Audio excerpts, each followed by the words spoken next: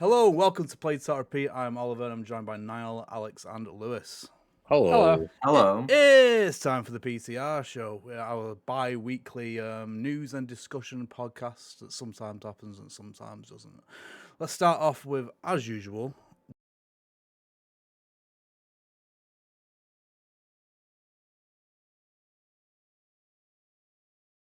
Eagle's gonna come, it's gonna happen. Wait for it. Beep. There it is. Yay. What have we been playing? Yeah, I have no idea what happened on the recording there because I think I pressed all the wrong buttons. So it's fine. Brilliant. Yeah. Go, Brilliant. what have you been playing? All right, I'll go first. I'll rattle them off and stop at any good ones. Absalom. I don't know if I mentioned this last week. I'll stop right there because that's a good one. It's a roguelike beat 'em up game. I've never played a beat 'em up. You guys like the Teenage Mutant Ninja Turtles ones. It feels like a really good one. And it's roguelike, so that's also cool. You guys like roguelikes as well, so you might like Absalom. It's a 2-player co-op game. Then I replayed a bit of Baba's You, one of the best puzzle games ever made. Then I tried to replay a bit of The Witness. The Witness is still too difficult for my brain. It always will be. Then I played a bit of Team Fortress Classic, and guess what? There are still servers happening. And I didn't know this, but yeah, all the classes from Team Fortress 2 are in Team Fortress. But the medic poisons you, which I thought, whoa, that's weird. And then I played a game called Demon School. And Demon School is I don't know if I talked about it on podcast last week, 2 weeks ago as well. Demon School, but yeah, Demon School is a JRPG with grid style, turn-based combat. But what's really cool about it, probably the most cool thing about the Demon School, is that you set off you make your characters do moves. You tell them which moves to do, and once you've done all your moves, you then hit play on the combat, and then the combat happens.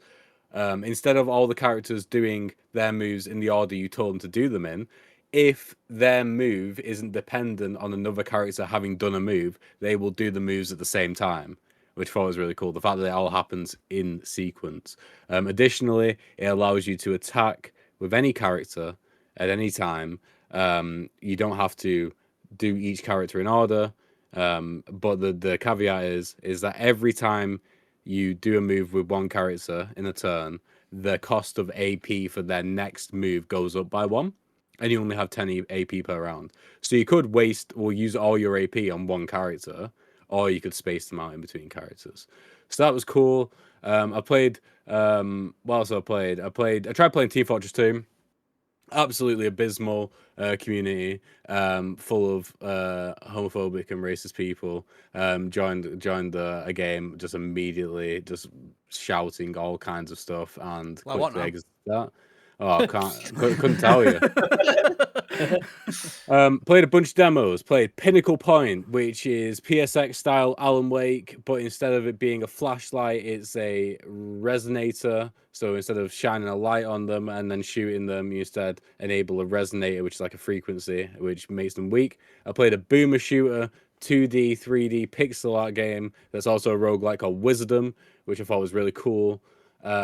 I played the first couple of levels of Mirror's Edge. Still feels very good. Still looks amazing considering it came out in 2008. I played a game which Ben Starr recommended to me personally called Black Jacket. Black Jacket is Blackjack, but it's a roguelike. If you don't know what Blackjack is, you just got to try and get as close to 21 or under, and you got to get as close to 21 compared to your opponent. And if your opponent gets closer, then they win. If you get closer, you win. But there's other things involved as well. What else have I been playing? Good question. The only other one which I really want to mention is a game called. I've been playing a bit of Dispatch as well, but I assume you goons are going to be talking about that more. Yes. Is a game called Cube Chaos, where if you look it up, it looks like the worst game to ever exist. Like, it looks terrible. But it is the best deck building game I've ever played, and I've played a few of them. It did the thing that like Dwarf Fortress before it got its remake on Steam, or its remaster on Steam, does, where it because everything looks so bad, and it's all very very quick pixel art. they can make so many different unique things. And you've got your leader on one side of the screen, the enemy's leader on the other side of the screen, and you've just got to put units down and they march towards the enemy leader. But the amount of different types of units and different types of items and different types of perks that you can add to your deck to place down means that you can do so many different things. You can just create a massive army. You can focus on fortification. You can do like factory planning, where you can get like a nest of ants which spawn ants, and you can feed them into a machine which gives you loads of mana. There's flying enemies, burrowing enemies, magic enemies, poisonous enemies. There's all sorts, and it might. I need to play it more. It might sneak into my top 4 Cube Chaos. Incredible. And that's me. You done? Yeah, I'm probably forgetting a lot, but yeah, I'll do me.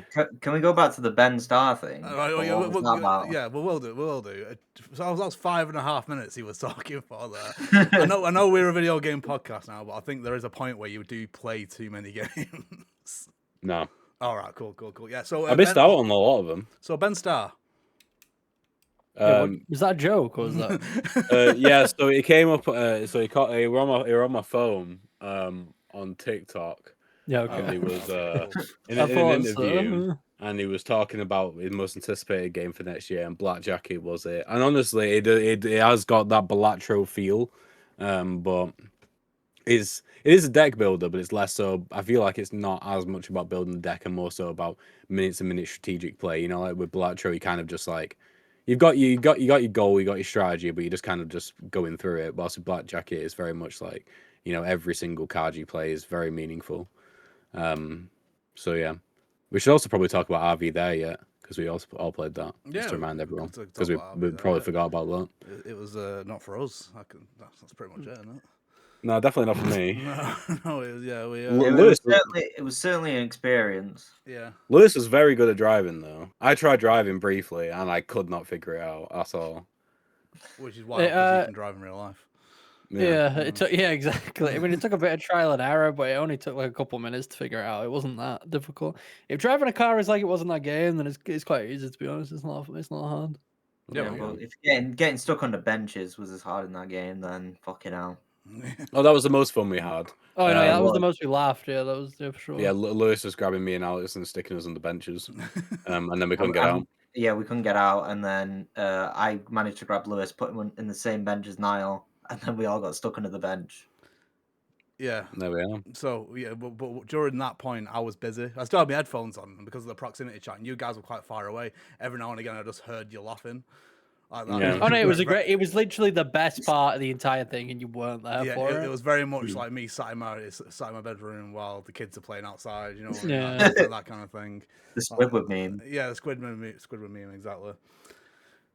Cool. I'll talk about Dispatch. So I've been playing Dispatch. I completed it yesterday. It's a really good game. It's a really good something.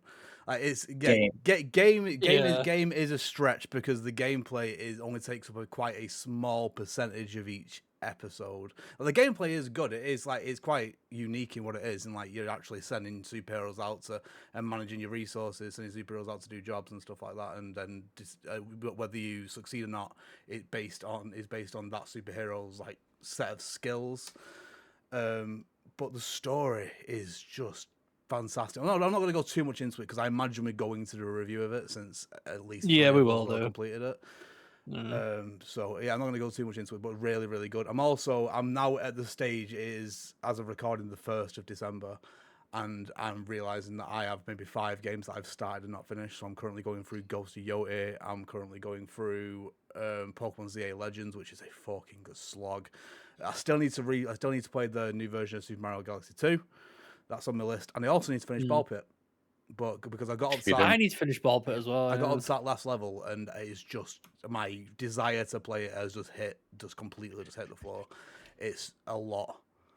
It is a lot. So usually with each level, the tried and true combination of the bandage guy now, what's he called?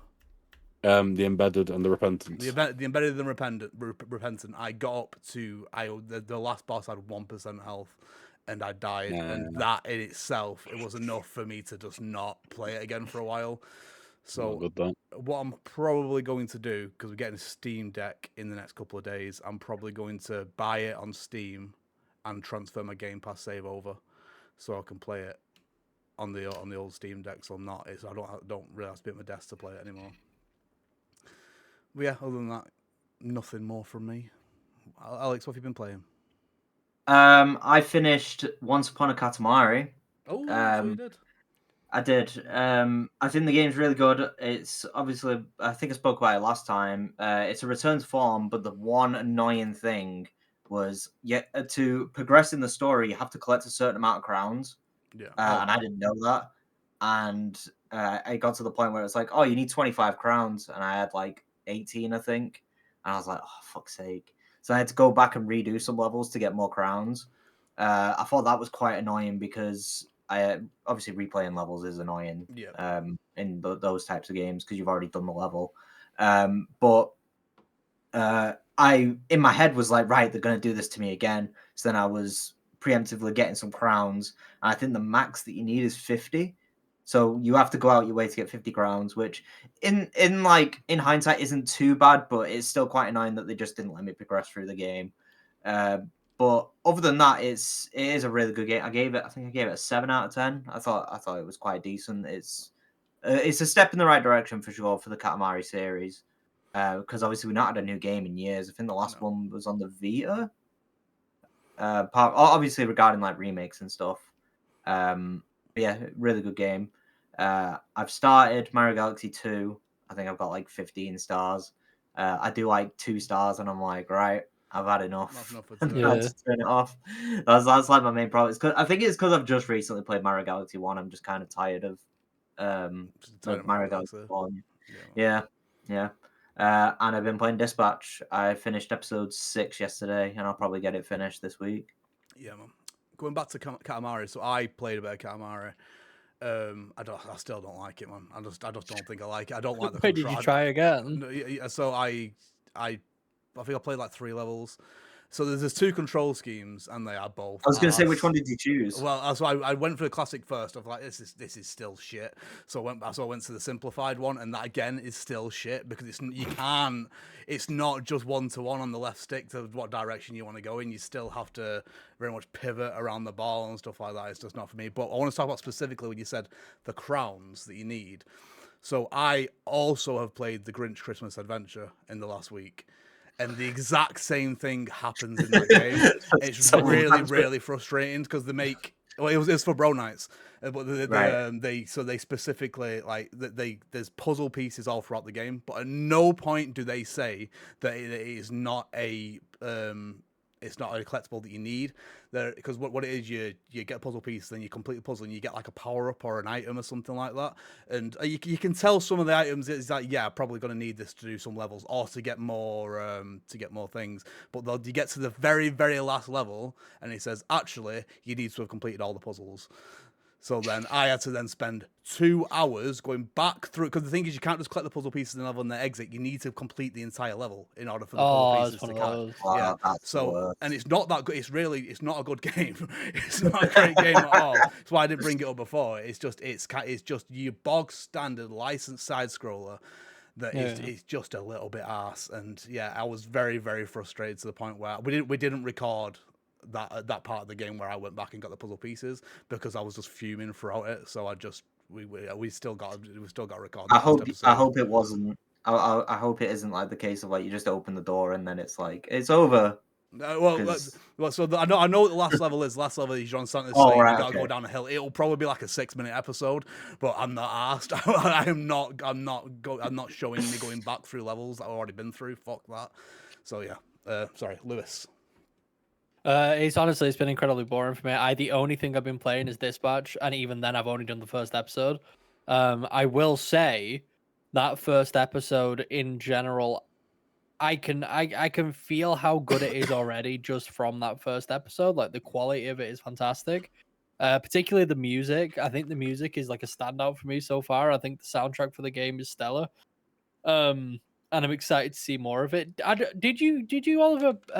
Or actually, everyone I guess into it. What did you play it on? Did you play it on interactive or cinematic? Interactive. There is Okay, so there is very few interesting. interactive moments. Well, I'm the only one who's playing it on cinematic then. I changed over to cinematic after I spoke to Yeah. you.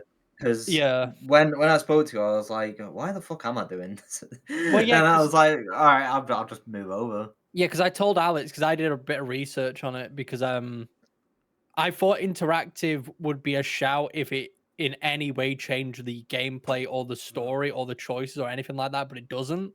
It doesn't affect anything that happens. And since the game is pretty much just a TV show, I did not see the point of adding the interactive parts to it. I did attempt it in the first section. I turned it on because luckily you can turn it on and off very quickly without having to reset anything. And I turned it on in the middle of a fight.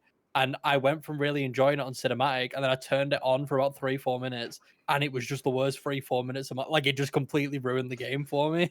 I couldn't pay attention to anything that was happening. The fights just became a blur because I couldn't actually appreciate or look at anything and understand what was going on. So I immediately just turned it back off, and that's going to be the way I'm going to play it for the entire game. I understood I understand why they put it in. I understand that because no, I get it because it would. It's just in case like the actual like gameplay of the dispatch didn't stand up on its own. But, so you've only played the first episode, so I'd say so it is most used in the first episode, and it is used a fucking lot in the last one. But in between, what happens is you put the controller down and you forget that the interactive mode is on. Yeah. Well, that's the thing. I noticed that happening just sometimes in the first episode, even without the interactive stuff on, just when the choices would pop up, because I'd be watching it, having a great time, and then a choice would pop up, and I'd be like, "Oh fucking shit!" And I'd like scramble into my keyboard to press something. Wait. So does cinematic mode turn off choices? No.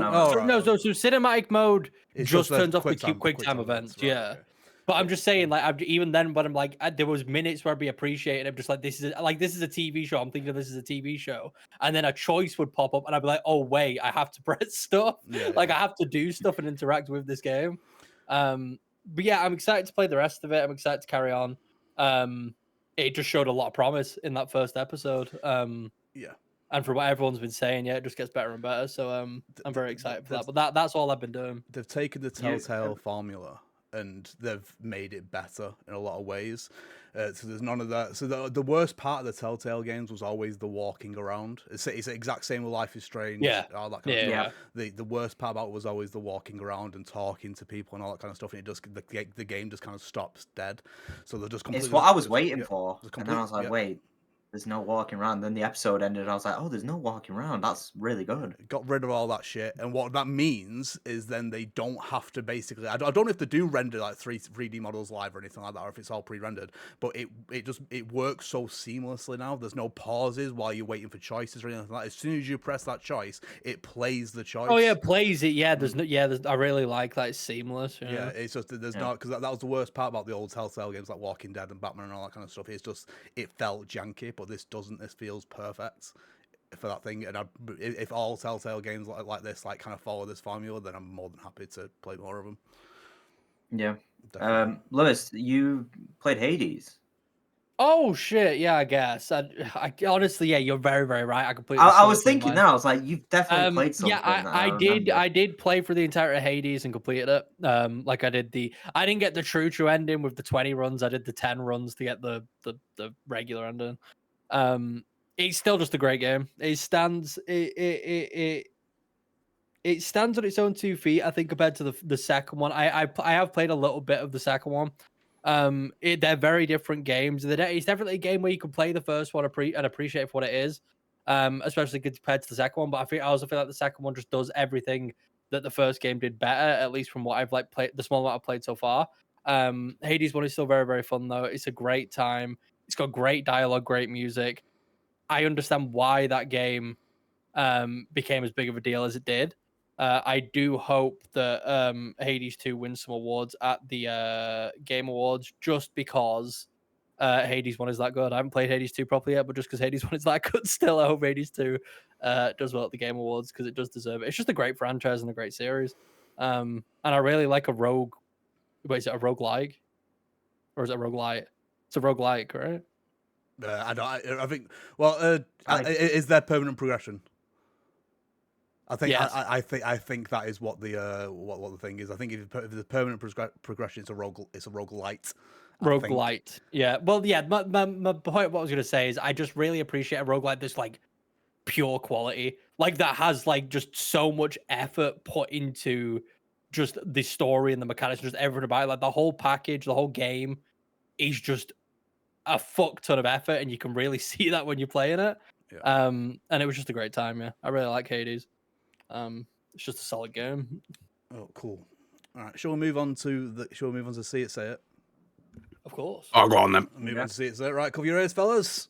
Oh yeah. Oh, you got it. Oh yeah. I thought the tank is still really loud. It is. Forget how loud it is every single time. It's not been fixed, and it cuts off at a really weird point as well. It does.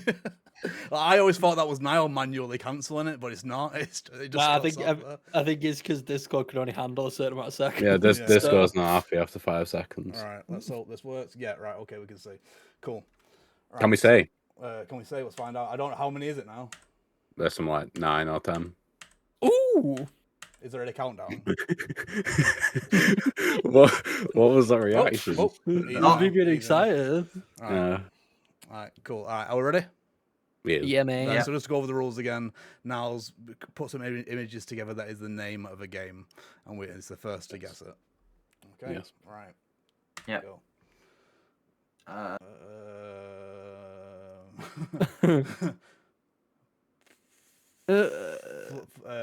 Play Steel Piano Steel Park. Piano's Guilty Gear. Piano. Thief? Is it Thief now? Don't You don't know? Oh, it's in the game. No, it's not. Yeah, there's a game called Thief. Yeah, I feel like no, it's not. Imagine if it was. Piano Thief Park. Piano tiles. What's something that ends with park? Because it's got to be park, surely. Oh, I thought it was gear. I was thinking gear. Well, I mean, is that they aren't gears? It's not my This was It's a supposed gear to be. stick, though, isn't it? This is supposed to be the easiest one. Yeah. By far. I thought it would be an immediate answer. Piano. Grand Theft Auto. There we go. Oh. Yeah. Oh. Let's go. Oh, grand piano. Yeah. Right, I that's understand. one for over. Next. Saints Row. Oh, Oh, that's got it. Oh, that's got it. All I could think of was Card Row. No, that's not a game. That sucks, that, because from my point of view, that was exactly the same time, but obviously I said it fucking first. Right, okay. It did. Right. Next one. Borderlands. I was Fuck's gonna say. sake. What the fuck? Oh, that's got it. How many of these is there now? Because we're going through these pretty quickly. I think there's 7. He did say they'd be a lot easier. Yeah, they are a lot easier. Okay.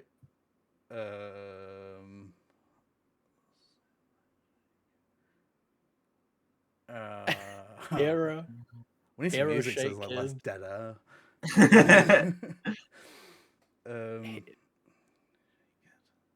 Shake Kid.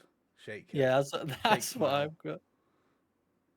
Shake Teeth. Super Shake Kid. Shake Child.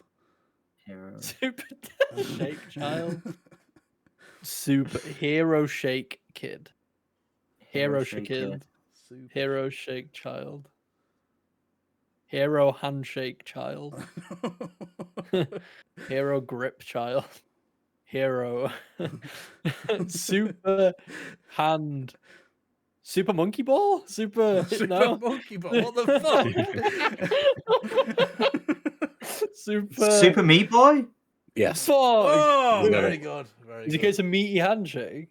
It's because that's what you do when you meet someone. Yeah, I was going to say when you meet someone. When you Yeah. Right. Okay, next one. Sonic the Hedgehog. Yes. Yeah, I don't know what Oh. the first half of that means. He has Son. a son, Son. and she's got the Son, egg. it. Ick. Right, yeah. I just saw Hedgehog.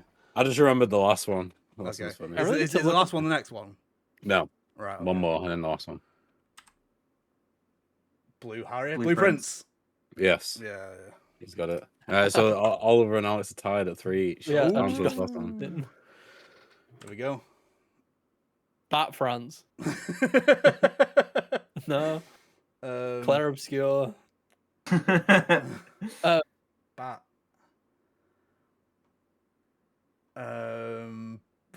Is this racist towards French people now? Because it kind of feels like it's gonna be. Bat Grapes. Nah. No. It's Probably going not. to be like Bat Surrender or something. Bat. It's a flag in a field of heather.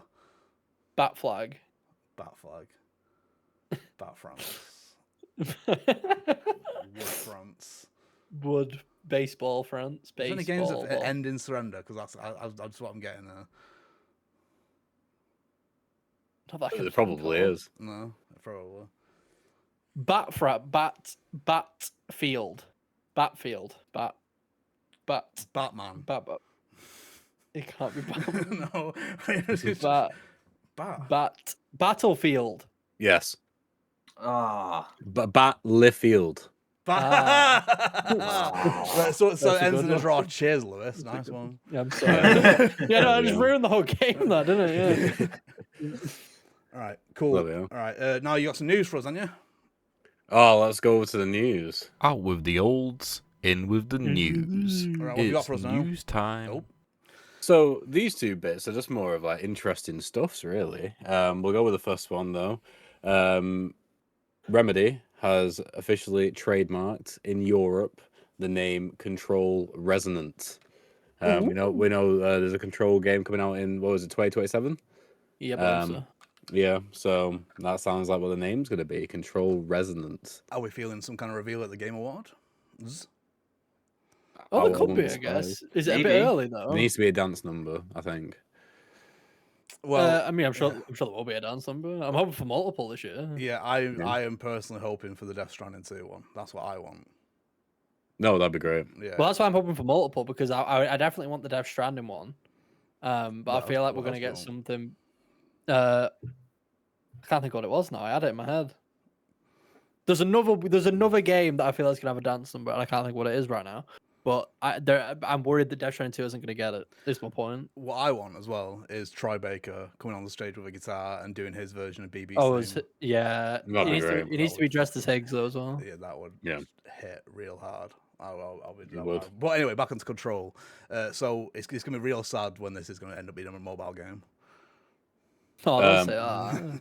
PC They've got to Firebreak go 2. back to single player after Firebreak, I think. You reckon? Well, maybe this was already, and maybe this was part of the big plan that Firebreak was a part of. You know, branching out Maybe. and ruining the studio.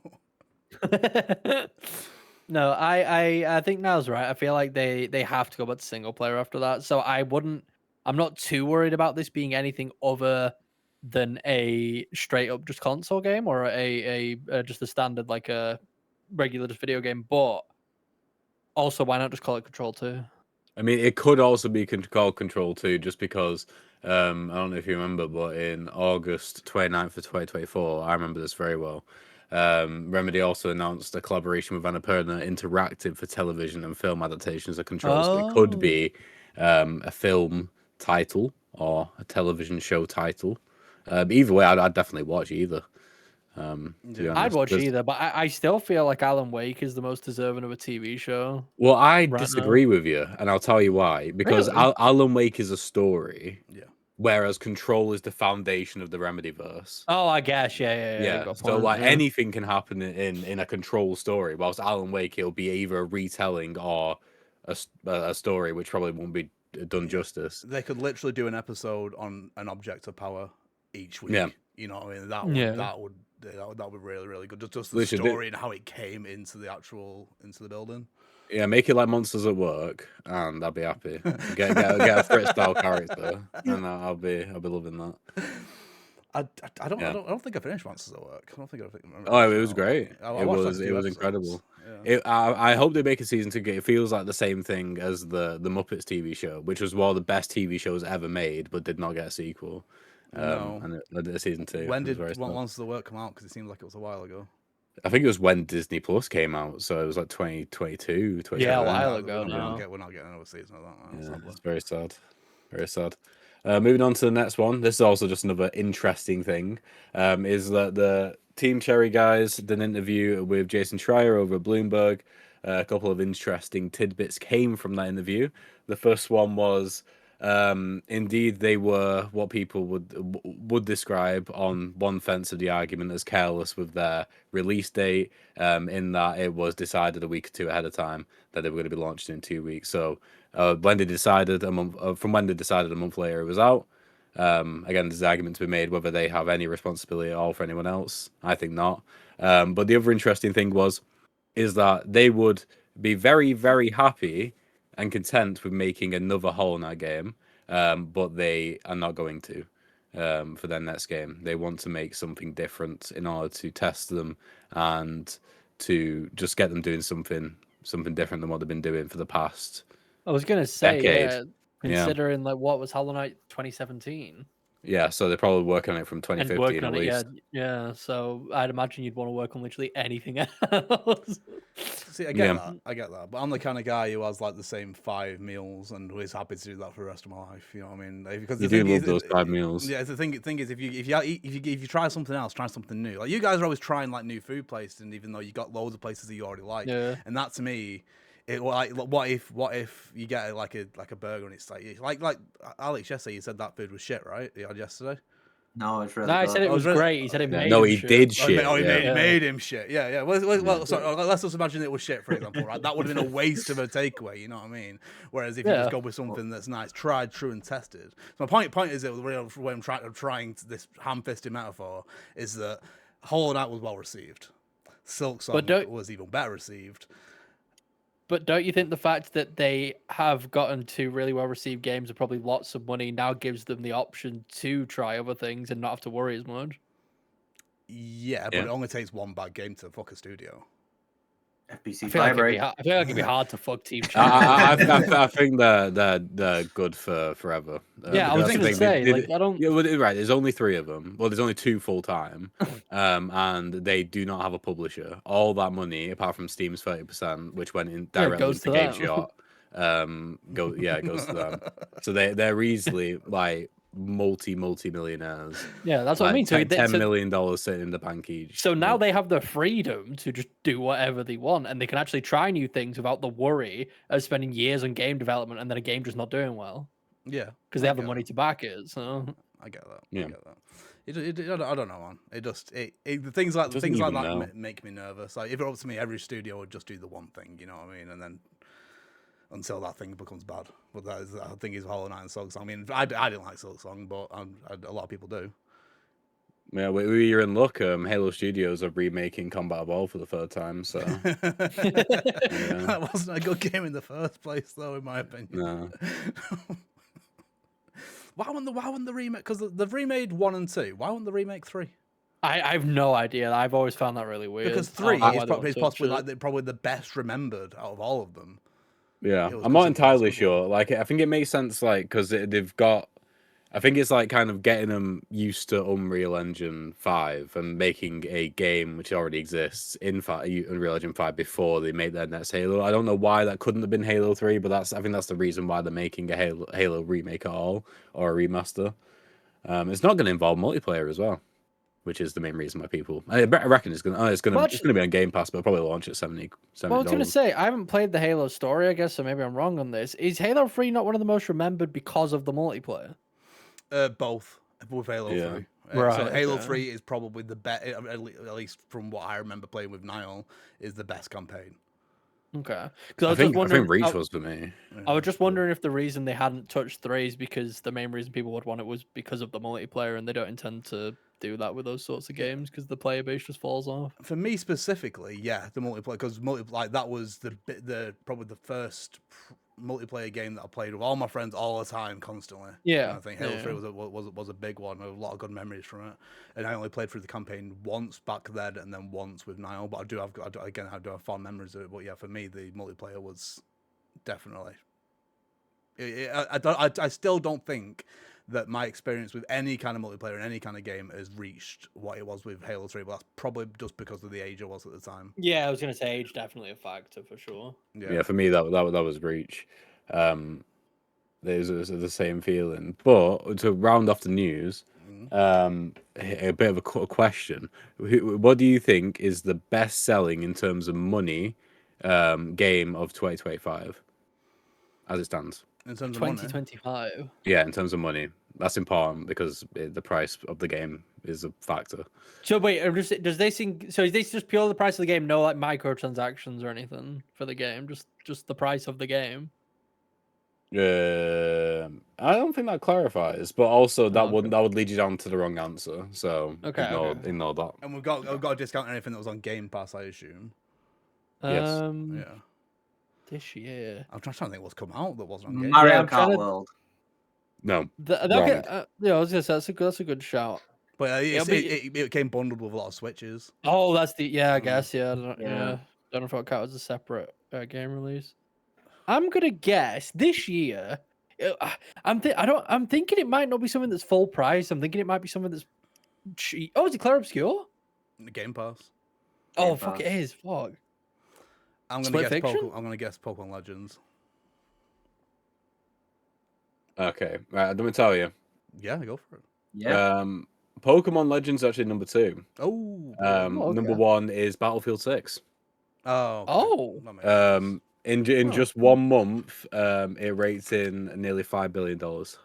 That makes sense considering how many players were playing that on day one. Yeah, I suppose Yeah. a lot of people were like hyped about that game. Where's Arc Raiders on that list now? This isn't a list. This is just a headline which I read, which I've also read and backed up. I don't know how much. How much has Arc Raiders? It must sold? have made a lot. Yeah. They've sold over 4 million copies as of 2 weeks ago. So how much does it cost? 30 quid. 30 So quid, yeah. 4 times 30, so that's 120 million. And then minus 30% of Steam. So what's that like 90 million? Yeah, like that. 85 million. Something. There you go. It's pretty good, isn't it? Oh, that is pretty good. You Isn't know, it? Cool. considering. All right. Should we move on to the big cheese? Let's move on to the big cheese, Do Gromit. it. It's the big cheese, Gromit. Niall's pulling double shift here and doing this as well. Go on. Double shift. Well, triple shift actually. I did the game as You well. did the game as well. It's just his podcast at this point. Yeah, so last podcast 2 weeks ago, we did our predictions for Game of the Year. We picked the category Game of the Year and Indie Game of the Year to do our predictions for. And our predictions for Game of the Year was Expedition 33, Split Fiction, Silk Song, Donkey Kong Bonanza, Death Stranding 2, and Ghosts of Yotai. And we were only 2 off. I said Kingdom Come Deliverance 2, and everyone said no. As did I. No, dickhead, as did I. But those 2 said no. Yeah, that was... And I'm pretty sure we're all unanimous in Split Fiction, so we can all take the L there. Lewis had one. What was it that Lewis had? Yeah, I had one that was on. Was it Hades? Lewis Was it said Hades? Hades too, but I convinced him that it wouldn't be because it was on indie game. And No, you we didn't already convince me spoke though. on it. You all because it was me, the only one saying it was. You all made me go like my vote was invalid. wasn't It didn't matter. Yeah, I did convince you. To be fair, You did not convince me. I said multiple times it's definitely on there, and you guys said nah. Doesn't sound like us. so are we happy with the games nominated? Do you think I Split am. Fiction should have been on there, considering we all thought it would be? I don't hate that it's not on there, because I like giving an opportunity to other developers and other games that aren't what's he called, Joseph. Joseph Ayres or whatever. Yeah, it's not that he doesn't. Yeah. He makes great games, but I like other studios just having the opportunity. And this year has been one of the most stacked years I can think of in recent memory. So it not making it might suck a little bit, but it's not like it got pushed out for anything bad. Like the games that is Donkey Kong on there? Yeah. Yeah.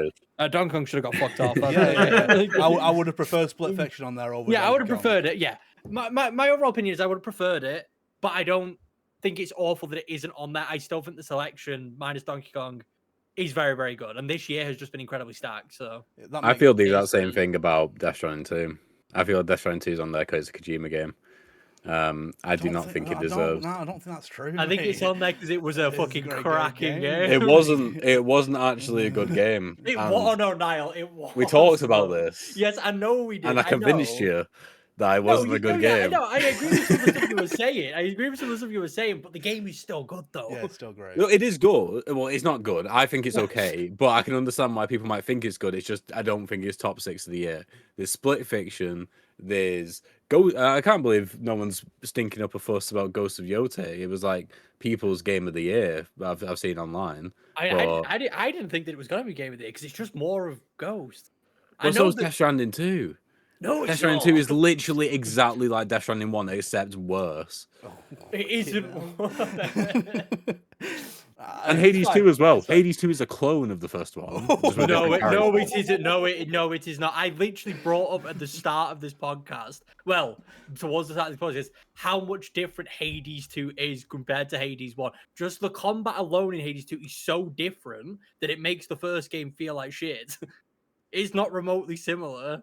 My point that I was making at the start was that Hades 1 has a reason to exist because it is very much different from Hades 2. Like, they're way different in how they play and just the characters and the story and stuff. They're very different games.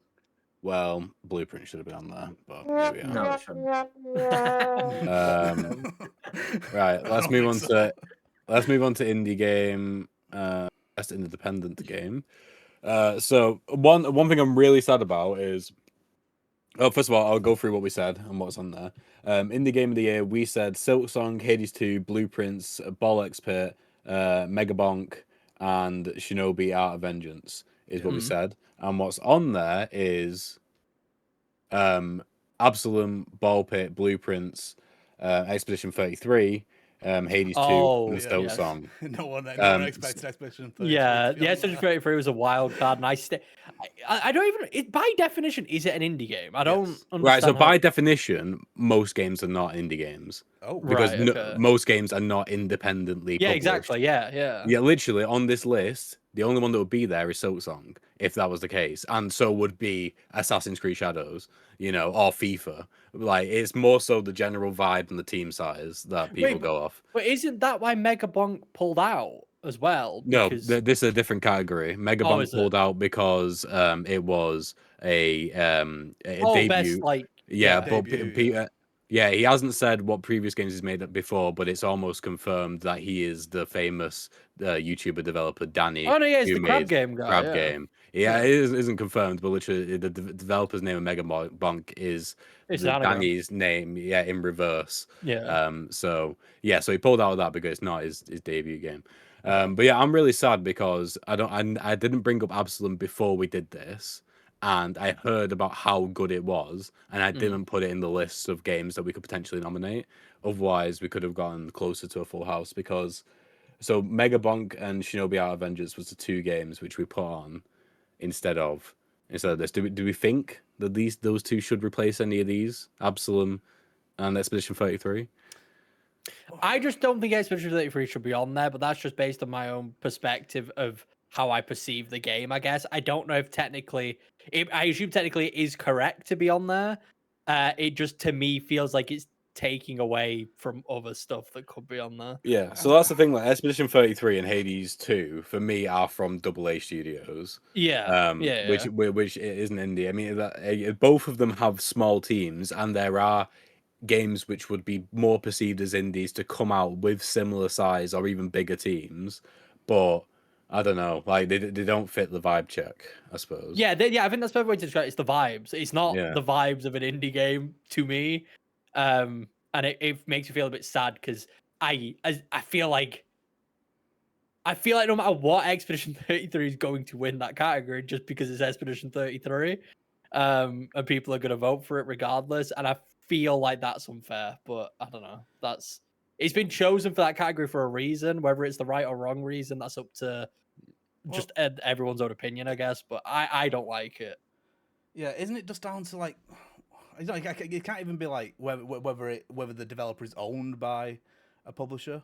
or something like No. that? Can it? Because like No, the defense that people have been using is that Expedition 33 was independent for a lot of its development cycle, Yeah. and also the team size team as well. size, yeah. And the thing, Yeah. and the thing is that like I say, a really small team size, and the fact that it feels like a AAA game. Yeah. It's a testament to them. You know what I mean? I think, in my opinion, for that alone, it should be allowed there. I mean, it is allowed there, so it doesn't matter what we think anyway. But Yeah. I think it's an independent sized team, but it feels like it. You know, the reason we're so outraged by it, the reason it doesn't fit the vibe check, is because it feels like a AAA game.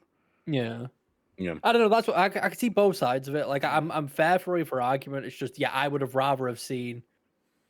And again, by definition, it's one of those things of like what is an indie game. But I would have preferred to have seen what I'd consider an indie game in its spot. But yeah, I think it'd I be think nice if Jeff came out at some point and just said, "Right, here's the definition of what here's we're the definition. considering Yeah, an it would help. indie game." Yeah, there's one other thing as well about Expedition 33, which I didn't particularly like, is that it got 3 nominations for best performance. When I think really it should one game should be like you should nominate a person from that one game to get the best performance, because there are a lot of games come out this year with a lot of really great performances, but also it's the fact that one of them is clearly just a grab to get someone sat in that auditorium to be put on camera, which is Charlie Cox, who has come outright Yeah. and said that he is giving his award to his motion capture. The guy did the Yeah. motion capture for him, Which is really valid.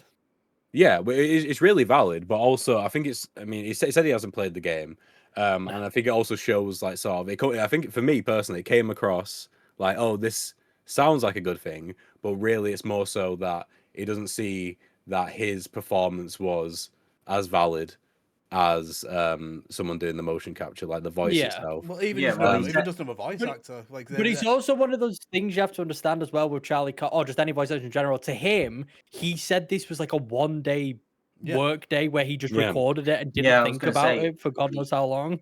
He said it only took him like 4 hours, and then it was like done and dusted. And as much as it resonates with a lot of people and people love his character, it is completely understandable that he doesn't feel justified in his performance or feel like he deserves credit for something that he basically forgot about and wasn't even aware about until the game came out, and then people wouldn't stop talking about it to him, and then he was sort of forced to be a part of the character that he made and stuff. So I don't know. I think it's very nice that if he wins anything, he's giving it to his motion capture, because I feel like a lot of people. I mean, it is very true. Whenever you hear discussion about that game, you do not hear a single soul talk about Gustav's motion capture guy. They just talk about Charlie Cox doing the voice for Gustav.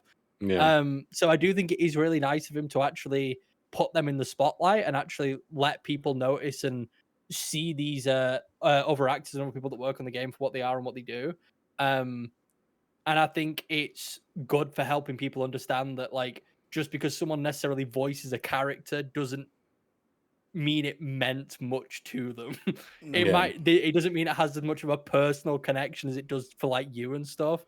And I think that's something that people need to be aware of, I guess. It's not really parasocial per se, but it's definitely, it can definitely be an issue, I think, sometimes when you truly believe someone's performance is like really important to them or really integral to them as a person, and they just don't really care about it. Because I think it then creates like a bad perspective for that actor for you. Because like if you go to a con and you're talking about Gustav or whatever, and Charlie Cox doesn't seem interested, that's just going to make you hate Charlie Cox. It's going to make you go like, oh, he's a bit of an asshole. And it's not that. It's just that was just a Tuesday for him. Yeah, like exactly. 7 months ago. Whereas the motion capture guy, he probably put in a lot of work for that. Well, even then, so what it feels like for me with this is it's like Oscars. They've got different categories for like best actor and best supporting actor. Like this might be considered spoilers, but Gustav in that game is a supporting character at best, and it's just it doesn't feel like there was enough of it. Considering there were so many characters and so many people, like voice actors and mocap actors that were there for the entire thing. Well, I was gonna say as well, personally for me, if we're talking voice actors from that game, and whoa, hot take from me, but I would rather Verso, Ben Starr's Verso was way more of an impressive character and just voice in. But that's just because Ben Starr is just incredible. It's just absolutely unbelievable. And that game was like built for him. But if I was going to give a performance to someone, it would be to Ben Starr in that. I really liked Charlie Cox's performance in it, but it definitely wasn't the standout for me. So I would that's have like another preferred. discussion. I would have preferred in his slot to either be Norman Reedus or how do you pronounce his name? Lisa Doe. From Death Stranding 2. Well, the fact there's not a Death Stranding, but the fact there's not a Death Stranding nomination. Yeah, it's true. Actually, yeah. A best performance nomination for Death Stranding 2, I think, is actually insane. That is the fact that people that is really weird. talk about it. I mean, we got Troy Baker already there for Indiana Jones and the Great Circle, which is nice that that's getting any sort of recognition at all. Because usually, if a game comes out in mid-December, it's just forgotten forever by the Game Awards. So the fact that they're sort of like bringing it back around to last year, I think is nice. But yeah, so out of. Go on, Oliver. I was just going to say, it does feel weird. Like, I understand that he did a good job as Indiana Jones, but you think he was imitating. You know what I mean? He was just he I've was. not played all of Indiana Jones, so I can't really comment on it that much. But his performance in Death Stranding 2 was so good. Higgs is ridiculous. I don't understand how Indiana Jones got picked over that. This is a bit of a tangent. I only found out the other week that the only reason Higgs plays guitar and sings is because during lockdown, or not lockdown. No, was it lockdown? No, it was lockdown. Yes, it was because during lockdown, Hideo Kojima would watch Troy Baker's Instagram lives and stuff, and apparently Troy Baker would constantly be playing guitar and singing on his lives. And he liked it that much that he wrote it into Higgs' character in the second game because he said people need to hear you sing because you're really good at it, and I want you to have a reason to play guitar. So yeah, I just thought it was really cool. He's just a very talented individual. He is. He is as well, you know. So out of the two categories, Game of the Year and Indie Game of the Year, who do we think is going to win from the nominations? So for Game of the Year again, we have. Who do we want to win? Who do we want to win? Let's do. Who do you want to win? Who do you think will win? Okay, right. Independent game. They've definitely improved the website, by the way, for Game of the Year. Like, it actually is functional this time. Let me go on. Yeah, it is quite good. Yeah. So Absalom, Ball Pit, Blueprints, Expedition 33, Hades 2, and Silksong for Indie Game of the Year. So for me, who I want and who I think should, it's both Blueprints, of course. Over Ball Pit. Ball Pit, if there was a category for best design game, it would be Ball Pit, 100%. But for best game, it's got to be Blueprints. I can't remember the last time. Just to confirm, so the two things you're picking are who we think are going to win and who you want to win. Yes, and I think both should be Blueprints. Yeah. Okay. Interesting. Like, I think that is got an audience which. Well, no, right. If we're being real, we'd all say Expedition 33, wouldn't we? But like, I don't think like that's not interesting. But I think Blueprints in particular has a less vocal fan base, and that could improve. That could increase the votes. For them without us really knowing about it. Right. So we are agreed to ignore Expedition 33 that is in there, considering it's almost certainly going to win that. I'm going to ignore it because I just here's the problem. You see. If you exclude Expedition 33, I haven't played any of the other games, so... No, but you can just go but you can... No, but like, if there's one for me wanting to win, I don't have one. No, but you can... That's what I'm just saying. You can just scrap the what you want to win and just give us the what you think will win. Yeah. Go vibes, you know? Yeah. Because you know how, like, popular these games... You're aware of, like, the community around them, so... It's probably Silksong, then. Yeah. They'll probably win. I think I have to agree... Personally... Off of what I've played here, I want Hades 2 to win, but I think Hollow Knight's going to win. Yeah. I think Silksong has it in the bag. I don't want to say the general community on Silksong has been not as intrusive, I guess, as I thought they were going to. I thought I was going to see a lot more Silksong stuff when Silksong came out, and I feel like I haven't seen anywhere near as much Silksong stuff as I expected to. That might purely just be my algorithms and stuff not showing that stuff to me. I just felt like the game was going to blow up a lot more than it did when it came out, but maybe I'm just not seeing the actual results of what happened when that game came out. I don't know. I imagine now I saw a lot of it. Yeah. Yeah. But even like now playing it, for example, he was excited for it to come out and he did play it, Yeah. and then he just like stopped. That is fucking Yeah. wild, by the way. No, that Yeah. is crazy. That Yeah. that Well, happened. I just don't have. That's the thing. It's a time sink. You have to get really into. That's the thing as well. Like it asks way more of you than the first game did. Didn't you play Ball And Pit for like 30 hours? Ball Pit doesn't ask nearly as much. That's the thing. I could jump onto Ball Pit, play a couple of rounds, then head off. Yeah. Right. But with Silk Song, if you want to make any progress after you get past the first few hours, you need to lock in for like Yeah. 3-4 hours at a time. And that's something I could do in 2017. I could do that happily. I can't do that now. It's one of those games that I just feel like this would have been great maybe like 5 years ago, where I could really I will be here one day. It's just finding the time to do it right now. It's a bit of a nightmare. But that's the thing with Blueprints. It was, for me, the reason why it was so special is because it didn't feel like playing a game. It felt like an experience that you could just sit down and have it wash over you, kind of thing. And Silver Song, it felt like, right, I'm clocking in for a shift. And it is great. It's undeniably very, very good. It's just it's not even a disappointment either. No. It's a weird one. No. Shall we move on to Game of the Year? We could do mine first if you want. Have you not said yours? I've not. No. So, in terms of what I think is going to win, in terms of what I want to win, Ball Pit. I think Ball Pit, out of all of those, deserves it the most. But in terms of what I think will win, barring Expedition 33, and I don't think it deserves it, is Silk Song. Personally, I do not think that from what I played, it did enough to separate itself from Hollow Knight at all. It is a DLC. I know it started as a DLC, but it feels like an extremely long DLC in my opinion. But I think it will win it just on hype alone. Yeah. Damn, Daniel.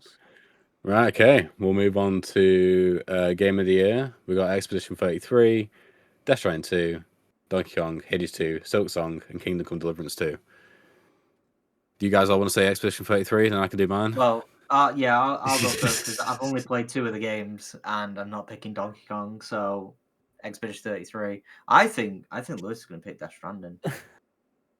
What I want to win is Death Stranding. I want Death Stranding to win. I think Expedition 33 will win, but I want Death Stranding 2 to win. I think that game's stellar. People can't make me dislike. I've heard. I accept the criticisms, and I've listened to whether it's Niall's or just other people's opinions on the game, negative or not. I accept them, but I still think that game is just a significant improvement over the first in 90% of ways. And it's just something that only Kojima could do or would be willing to do. And I still don't think we have another game even remotely like Death Stranding 1 or 2. And for that reason alone, I just want Death Stranding 2 to win. I think it deserves it. What do you think's going to win? Expedition 33. It just is. It'd be a massive twist if it does not win. It would be such a huge twist. I will clarify. Sorry, I just want to say I will clarify. I do think all of these games, apart from Donkey Kong, have their own right to win for sure. I think if any of them won, if there was a massive upset and it was Hades 2 or whatever, I would still be like, you know what, fair. I completely accepted. But yeah, that's mine. That's my thoughts. For Death Stranding 2 is an interesting one. Like I love Death Stranding 2. Loved it. Yeah. I think I don't think it has a right to win Game of the Year. I don't think it does. It was great. It was great. But I think if it wins, and I think there'll be a lot of people who think this, I'll think it'll be because Jeff Keighley has his nose firmly up Kojima's arsehole. I do not. I don't think it should win at all. In terms of what wants to win, obviously it's Expedition 33. It's got to be Expedition 33. Read them out again now. Sorry. Expedition 33, Death Stranding 2, Donkey Kong, Hades 2, Silk Song, Kingdom Come Deliverance 2. I think that what could win, I think Kingdom Come Deliverance 2 has a chance. That would be cool. I think that Silk Song has a big chance. Again, based on hype alone, I do not think it deserves it. If Donkey Kong wins it, I'll just fucking kill myself. Right, Donkey Kong better not Like, win. that is fucking wild that it's even there in the first place. But yeah, in terms of what I think will win overall, and what is the exact same as what I think should win, and that's Expedition 33. I think so. For me, I think what will win, sadly, is Expedition 33. Why sadly? Because I thought it was all right. You know my problems with the story. that's I true, feel like they ruined it. Yeah. Well, honestly, even though I've only played like 3 hours of it, what I want to win is Kingdom Come Deliverance 2. What I played of that game is something special and something which is actually something which I don't think has been done to the level that it has done it before. Maybe Baldur's Gate 3, in a way to do with the narrative, but in terms of it being a first-person open world game with such high fidelity, what from what I played and the stories that I hear from that game is next level. It's just sort of similar to Silk Song in that I just wish I had the time to sit down and play it, because it is like, even mainlining it, though it is built from what I've heard, that you can't really mainline it because you need to level up and that sort of thing. It'll take you over 100 hours. Like, but if I did have that, then that would be it. Like that'd be what I'll be doing. Maybe over Christmas. Who knows? I think it would set a 100 good hours is a lot. precedent for the. I think it would set a good precedent for the future if something like Kingdom Come Deliverance 2 won, because I think it would just truly show that anything is like sort of possible, and that if you just take the time to make something really special to you as like a studio or whatever, and something that just looks good, plays good, and just everything about it is just like sort of crafted to perfection, then you stand a chance in these sort of events. I think it'd be just really cool if it did win. But like I said, I would not be upset at all. If they don't win it with this one, I hope with the next one they just put. I guess the thing, like every like sort of prickly, frictiony part of the game that's in your face does not need to be there. Like I sent you a screenshot of one of the tutorials, which was like potion crafting. That does not need to be like that at all, in the slightest. Not even close to being like that. It could be made as complicated, but so much more streamlined in terms of like welcoming the player. That I feel like I wouldn't be surprised if not the majority, but say, because a lot of people wouldn't know what they were getting into when they played it, but like 25 to 30% of the people just couldn't get past the start because of how obtuse it is at the beginning. But once you get through it, it's great. So hopefully, like that'll be their Witcher 3 moment, is making a game that the everyman can play, but it doesn't lose anything else. Yeah. So there we are. Cool. So we will be live streaming the Game Awards on the 11th. on the night. Am I to assume you won't be around for that one? I should be. Oh, the 11th, you say? The 11th. Well, it'll be the 12th for us. It goes into the 12th for it'll us. be like 1 a.m. on the 12th. It's a Thursday night. Yeah, should be fine. Damn. We'll see.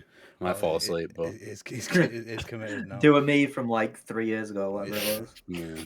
So yeah, we're watching it live, but then we'll also be discussing it in detail on the all the announcements and the actual like game of the year and stuff on the PTR show, which is after it, which is in 2 weeks' time. Yes. Anyone else got anything else? You know what? No. No. Cool. Thank you very much for watching. We shall see you next time. Goodbye. Bye-bye.